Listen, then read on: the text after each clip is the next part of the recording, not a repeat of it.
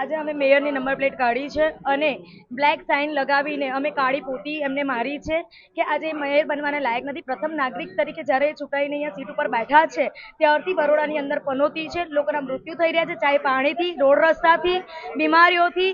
અને રજૂઆત જ્યારે પબ્લિક કરવા આવે છે તો ત્યારે તાળા મારી દેવામાં આવે છે. રજૂઆત સાંભળવાની જગ્યાએ બહાર તાળા મારી દેવામાં આવે છે. તો આવા મેયરની અમને બરોડામાં કોઈ જરૂર નથી, એટલે રાજીનામું આપે.